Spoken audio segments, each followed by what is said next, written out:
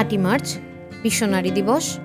ঘর থেকে শুরু করে রাষ্ট্র, এমনকি মহাকাশ জয়ের নায়িকা আজ নারীরা। দেশের উন্নয়ন অগ্রযাত্রায় আজ মেয়েদের ভূমিকা অনস্বীকার্য। বিশ্ব নারী দিবস উপলক্ষে আয়োজিত আজকের এই অনুষ্ঠানে প্রান্তিক কণ্ঠস্বরের স্টুডিওতে উপস্থিত আছেন বাংলাদেশ আনসার ও গ্রাম প্রতিরক্ষা বাহিনীর একজন গর্বিত নারী সদস্য শাহনাজ জামান। কেমন আছেন? আলহামদুলিল্লাহ ভালো। শুরুতেই জিজ্ঞেস করতে চাই, একজন নারী হিসেবে বাহিনীতে যোগ দেওয়ার অনুপ্রেরণা আপনি কোথা থেকে পেলেন? আমি আসলে এখানে বাহিনীতে যোগদান করেছি 2004 সালে এবং তখন আমি অর্কেস্ট্রা শিল্পী হিসেবে এখানে ছিলাম। তখন আমাদের বাহিনীতে খোকন উস্তাদ ছিলেন, এখানে মিউজিক ডাইরেক্টর ছিলেন। আমি তখন প্রথম ব্রাজিল থেকে মিউজিকে বিমিউজ করে এসেছি। তখন উনি আমাকে ওনার সাথে আমার খুব ভালো পরিচয় ছিল, ছোটোবেলা থেকে উনি আমাকে জানতেন। তো উনি আমাকে বললেন যে আমি বাহিনীতে আছি ওখানে মিউজিক ডাইরেক্টর হিসাবে, তো তুমি কি ওখানে যাবে? ওখানে অনেক সুন্দর মেয়েরা এত ভালো ভালো ইনস্ট্রুমেন্ট বাজায়, সবাই মেয়েরা ড্রাম বাজাচ্ছে, মেয়েরা বাঁশি বাজাচ্ছে, সব ধরনের ইনস্ট্রুমেন্ট মেয়েরা বাজাচ্ছে। তো তুমি এত ভালো একটা ডিগ্রি নিয়ে এসেছো, তো তুমি যদি ওখানে যোগদান করো তাহলে খুব ভালো হবে। তো সেই থেকে খোকন ওস্তাদের কাছে অনুপ্রেরণা পেয়ে আমি বাহিনীতে যোগদান করি। বাহ, আসলেই ভাল লাগলো শুনে।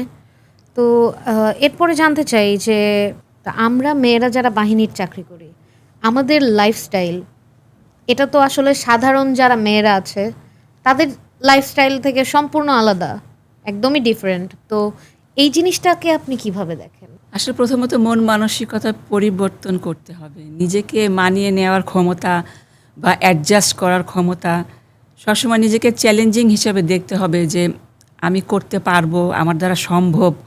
কোনো সময় হতাশ হওয়া যাবে না। এক্স্যাক্টলি সেটাই।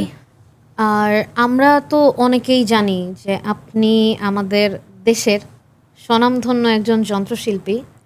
তো এই যে চাকরি, পাশাপাশি সঙ্গীত এবং সংসার, এই তিনটার সমন্বয় আপনি কিভাবে করেন? আমি আসলে প্রথমত আমার ফ্যামিলি থেকে প্রচুর সাপোর্ট পাই। আমার ফ্যামিলি থেকে আমাকে কোনো সময় ডিস্টার্ব করে না। আমি যখন করতে চাই, যেটা সাধনা করতে চাই, যেটা আমার যেটা পেশা। এবং আমি একটু অ্যাড করতে চাই যে যদি ভুল না করি, আপনার মাও একজন স্বনামধন্য মিউজিশিয়ান। আমার পুরো পরিবারটাই। হ্যাঁ, আসলেই অনেক গর্বের একটা বিষয়। এবং এখনও আমার মা 75 হবে প্লাস, এখনও আমার মা রেডিওর শিল্পী এবং আমরা একসাথে প্রোগ্রাম করি, একসাথে যখন প্রোগ্রাম থাকে একসাথে যাই।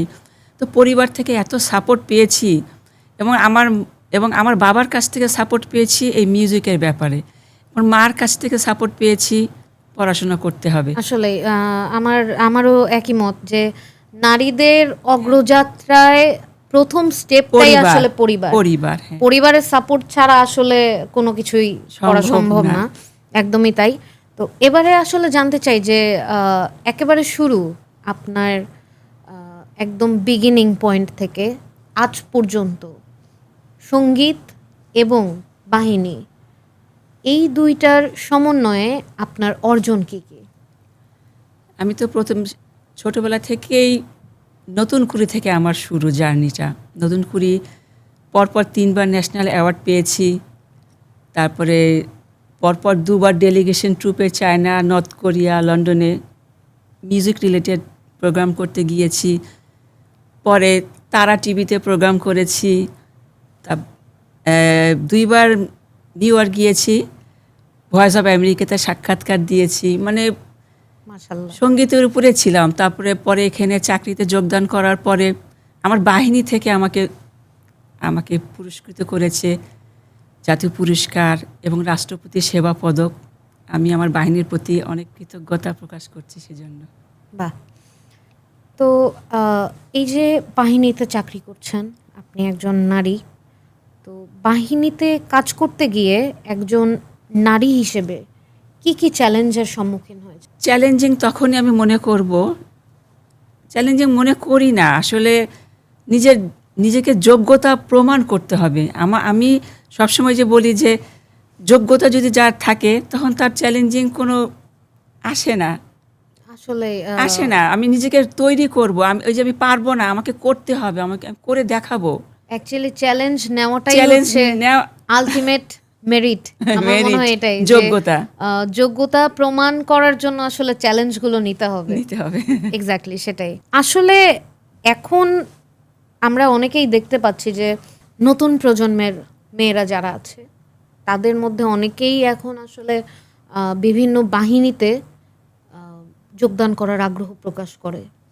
তো এই নতুন যারা তরুণী যারা আছে, যারা নতুনভাবে দেশটাকে দেখছে, নতুনভাবে চিন্তাভাবনা করছে, যারা বাহিনীতে আসতে যাচ্ছে, স্পেশালি তাদের জন্য আপনি কি বলতে চান?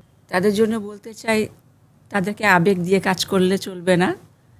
তাদেরকে মন মানসিকতা পরিবর্তন করে দেশের জন্য কাজ করার জন্য পরিশ্রম করতে হবে। হ্যাঁ, এটা আসলে আমিও আপনার সাথে একমত। কারণ আমারও মনে হয় যে একমাত্র আমি দেশের সেবায় যদি নিজেকে বিলিয়ে দিতে হবে। প্রত্যক্ষভাবে বিলিয়ে দিতে পারি, সেটা আসলে একটা ইউনিফর্ম জব। আসলে এটা এটা এটা সত্যি। কারণ দেখা যায় যে আমরা যারা ফোর্সের চাকরি করছি তাদের আসলে ওই যে পরিবারকে সময় দেওয়া, নিজের জন্য যে সময় বের করা, এটা আসলে খুব কম হয়ে ওঠে কম না। হয়ে ওঠে। আমরা আসলে আসলে এই যে অফিসের টাইমটা অনেক বেশি দিই, পরিবারকে হ্যাঁ, কিন্তু অনেক কম দিতে আমরা পারি। সবসময় আমি পার্সোনালি মনে করি যে office is my second home. এবং আমার তো মনে হয় যে বাবা-মার চেয়ে সবচেয়ে বেশি বোধহয় আমি আপনাদের সাথে, টাইমটা পাস অফিসে আমার বেশি করি। কলিগদের সাথে সময় বেশি কাটাই। তো এটাও আসলে একটা পরিবার, রাইট? আর নতুন যারা আছে আসলে তারা এভাবেই যদি দেশকে ভালোবাসে জেনুইনলি এবং ইউনিফর্মকে যদি ভালোবাসে, তাহলে তারা আসতে পারে।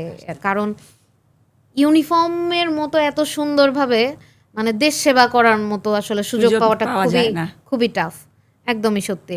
নারীরা আজ শুধু পরিবার বা সমাজেই নয়, বরং দেশের নিরাপত্তা ও সেবার মতো দায়িত্বপূর্ণ ক্ষেত্রেও অত্যন্ত দক্ষতা, সাহস এবং নিষ্ঠার সাথে কাজ করে যাচ্ছে। তাদের এই অবদান আমাদের জন্য গর্বের এবং ভবিষ্যৎ প্রজন্মের কাছে এক অনন্য অনুপ্রেরণা। নারীরা আরও সম্মান, সুযোগ এবং সমান মর্যাদা লাভ করবে, এই আশাবাদ ব্যক্ত করে আজকের এই সুন্দর আয়োজন আমরা এখানেই শেষ করছি। আপনাদের সকলকে আবারও আন্তরিক ধন্যবাদ। সবাই ভালো থাকবেন, সুস্থ থাকবেন। আসসালামু আলাইকুম।